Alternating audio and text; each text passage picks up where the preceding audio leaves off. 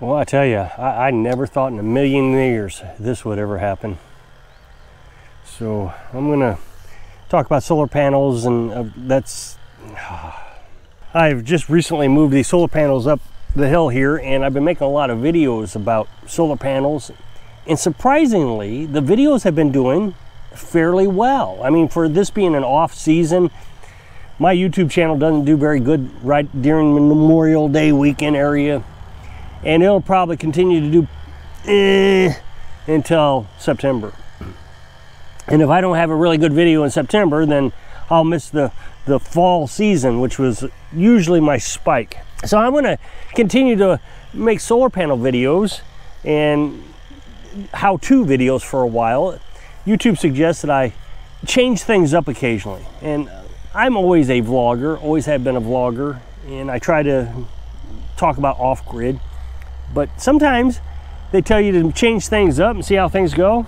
And when you see positive things happening on your channel, continue with that trend. So that's what I'm gonna do. And the thing is I've been getting a lot of comments that says, hey, there's not a lot of off-grid channels out there doing this kind of thing.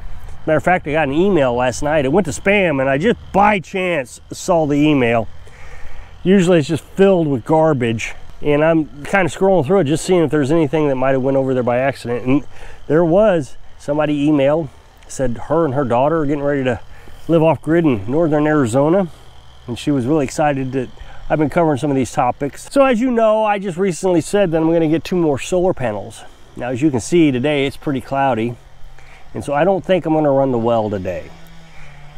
Hopefully tomorrow things will get better. I'll run the well tomorrow. Now, in the past, I've told you that I always ran the well off the generator. And I even asked Carolyn, you think I should just go ahead and fill the IBC tank up off the generator day? And she said, nah, give it a day and see what happens. So tomorrow, the forecast looks like it should be mostly sunny in the morning up till about noon, which will be fine. That'd be perfect. So hopefully we get enough sun today through the clouds like this that we'll get the batteries charged, but I seriously doubt it. I will probably have to run the generator a little bit. It's very important that I get my batteries fully topped off before nighttime because of the freezer. I have to run the freezer, and it takes quite a bit of energy. You know, my batteries are not as efficient as they used to be, and I don't intend to replace them until they're completely gone. My batteries have had a few hard winters that really knocked the you-know-what out of them. And that happens. And so you just kind of compensate and adjust and try to figure out what your next move is. And I think we're okay. But occasionally I have to run the generator. And it's not that big of a deal. I would say if you're going to live off grid, you probably should have a generator anyways. Most of the channels that I watch that do this have a generator just for these occasions. Now, I said recently that I'm getting 2 more solar panels. I think I may have just mentioned that. I'm not sure if I did, sorry. They're Rich Solar. I need to say that. Rich Solar, you get them off Amazon. They're right now $80 a piece, at least I think they are. But if you go over to there's tabs down there right below the price area, and you can get a set of 2 for like $140 something. So with taxes and everything came up to just over $150. So I went ahead and got 2 because it's a cheaper price, and that will put me back up to capacity. I've said in the past that my panels are not producing as well as they should. I made a mistake when I first came here. As the temperature increases throughout the day, the panels become less efficient. When I was living in the truck camper here, we was running that air conditioner. I was trying to get them to be more efficient because I didn't have a lot of batteries. So I came out here and I put cold water on them. Well, they got little micro cracks in them. And I'm on average losing about 1 amp per panel. Now there's that one panel that flipped over and the glass broke, and it's lost like 2 or 3 amps. So, but in total, I should have 1,000 watts here or 50 amps. And I'm only getting about 40 amps. So I'm gonna get 2 more panels. That'll give me 10 more amps because they're 5 amps each. And that'll get me back up to my 50. Let's see how it goes. I may get 2 more because my charge controller, I'm gonna explain charge controllers in greater detail in this video, can do 60 amps. Now, I don't know what happens if you get too many solar panels and it goes over 60 amps. My guess is nothing. The way amps work is when you plug something in, it will take the amps it needs. And the way I found this out is I had built some window heaters, and it's just a box, a black box, and I put a little fan in it, a little computer fan. and it was 12 volts. So I just hooked it straight up to my solar panel system. But my concern was, because I didn't know back then, that, you know, I'm getting 5 amps. How many amps is this little thing taking? It said it took like 0.1 amp. I mean, it was, and I figured, well, I guess I'm going to burn it up. This is before I understood volts and amps and everything. It didn't. It just took the amps it needs. But as the sun comes up and the clouds cover the sky, you know, the sun and all that, you'll hear that fan go like that. That's not amps, that's volts.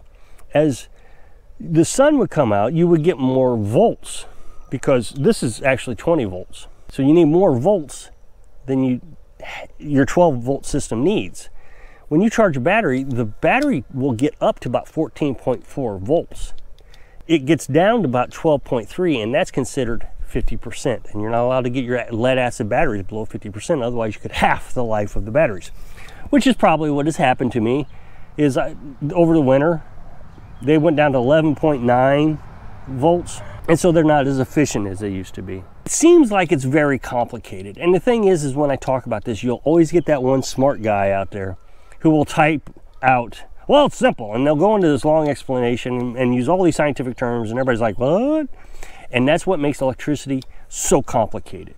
As a matter of fact, I'm going to break this down into just basics today, this video. And I'm going to get people in the comment section and say, no, you're not supposed to do that.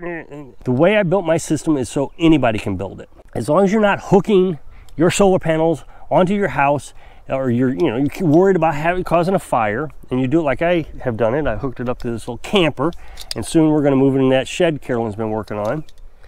If there is ever a fire from some mistake that I've made, which, you know, we've been doing this for 3 years, it will burn down the shed or the little camper. It won't burn down the house.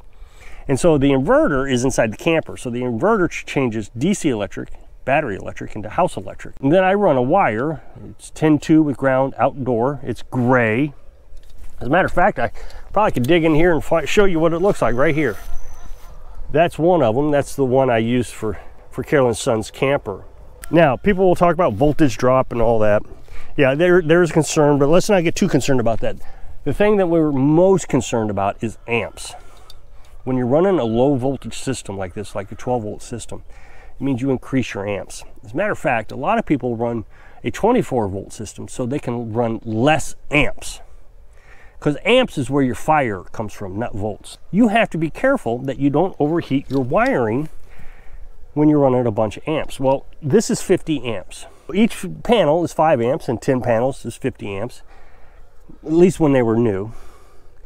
There is information on YouTube tells you what size wire you need for what distances. The longer the distance, the thicker the wire has to be. And so when I hooked all this up, I Googled it. I knew that I was going to need a certain thickness of wire to run electricity from the solar panels into the camper. And so I looked at the largest rating that I needed for 50 amps, because I knew I had 50 amps, right? 10 panels at 5 amps is 50 amps. And so on this chart that I have, I wish I could share the chart with you, but when I upload it, it's hard to read. It's blurry because I had to enlarge it and everything. So it's just not loadable. If you want to go to Google, you say how many amps, what size wire, gauge wire for 50 amps, just type that in there. You can go over to the images on Google, and there's pictures and graphs and different things.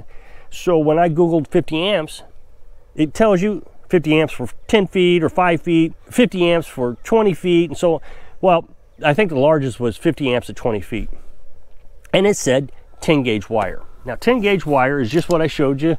What 10 means is that's the gauge. The smaller the number, the larger the wire. You can Google it, it will tell you what size wire it is. But so if you had 18 gauge, that's very tiny. 10 gauge is much larger. I did it very simplistically when I wired mine up. Again, all the experts out there are going to say, oh, you can't do that, that's dangerous. It's not dangerous. I've done it. If you want to try to minimize your cost so you can live off grid, this is how you do it. I try not to overcomplicate my life. Overcomplication causes anxiety, costs money. So when I wired it up, it originally had these wires. Well, these wires on this panel, Rich Solar, just fall off.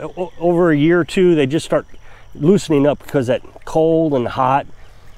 and they just start to loosen. So I got rid of those on most of them, except one or two still have them. And I just replaced it with this wire here. This wire appears to be much thicker. It's aluminum wire, whereas this wire is copper. Copper is more conductive. I don't use aluminum. I mean, it came with aluminum, so I used it, but I always stick with copper because copper is easier for me to figure out. So this is 18 gauge wire. Again, if you go to the chart, you can run 18 gauge for almost ever with small amount of amps. Well, this is 5 amps, so right at the top said 5 amps, 18 gauge for like, 100 feet. I ran 18 gauge to a little box I have in here. And then the box, I have connected a 10 gauge wire, actually 2 of them, just to be safe. I didn't have to, I just did it to be extra cautious. So I have 2 10 gauge wires here. 10 gauge, what it is 10-2 with ground. 10 means the gauge, 2 means there's 2 wires in there, and then there's a third wire called ground. Now these are indoor wires. That silver thing I showed you over there, that's outdoor. I'm not too concerned about the weather degrading this or anything. It's just not that big a deal. Like I said, I've had it out here 3 years and it's still in total good shape. All these 18 gauge wires, positive and negative, are coming off the solar panel. You might be able to see here, I'm going to come up underneath the solar panel, you might be able to see you got a positive and a negative. I'm not sure which is which, but one's positive, one's negative. So I ran the 18 gauge from the positive to a positive 10 gauge. Now, all my solar panels have that 18 gauge running into this box, and they're all connected to that 10 gauge. And then the 10 gauge runs into the camper. You can see over here that it's running up into the camper. Now, that 10 gauge gets connected into the charge controller. Now, it seems to me that people are getting confused on the charge controller based on the questions that I'm getting asked. The charge controller controls the charge to the battery. In the most simplistic terms, this shuts off the solar panels when the batteries are charged. Now, when you get an MPPT, that's M like Mike, PP like Peter and Peter, T like in Tom, when you get an MPPT charge controller, those have a computer in them, and it does all kinds of neat stuff.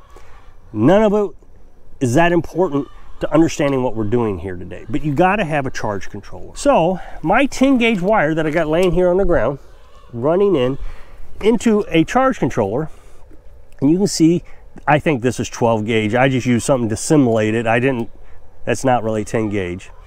So then that 10 gauge goes right into the charge. So to recap, I got all those 18 gauges, which are very small wires, running into a box underneath that log there. And all those 18 gauges, all the positives, go into one 10 gauge wire. And then that 10 gauge goes into the camper and goes into the charge controller. Now the charge controller is easy to use. This right here, you unscrew. And as you unscrew it, it opens up a gate inside. You slide the wire inside that gate, you start to tighten the screw back down, and that gate clamps that wire. I say this as like you've never done it before, because when I bought one of these, I didn't know how to wire it. I had a charge controller years ago, but they were nothing like this. So I looked for YouTube videos all over the place and couldn't find anything. So I'm going to demonstrate with my little Swiss Army knife how simple this is. So I'll put this on my lap. You stick your screwdriver into there. And see, it pops right out. And then you can tighten it right back. There is a diagram on here. I don't know if you can see it on the camera, but that shows the solar panel. So you have the positive, remember 10 gauge positive coming in to the positive, negative to negative, and then here you'll see the battery. So all these wires come out of the charge controller, goes into the battery. Now, I just hook the wires, I connect the wire directly to my battery. There's nothing in between it. Then there is a third section that I never use because it just doesn't provide enough amperage. You can have output where you could hook up your inverter to these two right here, your positive and negative. But they just don't have enough amps for what I need it for. So I take my inverter and I hook it directly to the battery. So I never use those last two, but you could. Nice thing about that is then the charge controller will actually monitor how much electricity you use, and it tells you a readout. My charge controller does both. It'll tell me the readout on how much I use from the discharge here, but it also tells me how much the solar panels have charged. People will tell you bus bars and all this kind of stuff, and yeah, you can get all that stuff, and it's just more cost and more cost. Now here's the thing, is if your wire is not thick enough, it will get really hot to the point that you can't touch it. All the wires are going to get a little warm. I mean, you're running a lot of amps through these things. The charge controller is going to get warm, but you'll still be able to touch it. And the way I see it is if you can hold your hand there for a good 5 minutes and it doesn't burn you, it's probably about 120 degrees. Anything above that and it starts to burn you, you're probably not running thick enough wire. So just a good rule of thumb, if it's too hot to hold on to for 5 minutes or any length of time, then it's too thin. So I'm going to get 2 more solar panels. Like I said, I'm going to hook it right up to my 10 gauge. It's not very difficult. So all those 18 gauges go right onto the 10 gauge. I wrap it right around. So if you'll click the next box, take to a video where I was talking about solar panels. So I hope I can inspire you to not stress. It's easy. So you can live your dreams. Thanks for watching.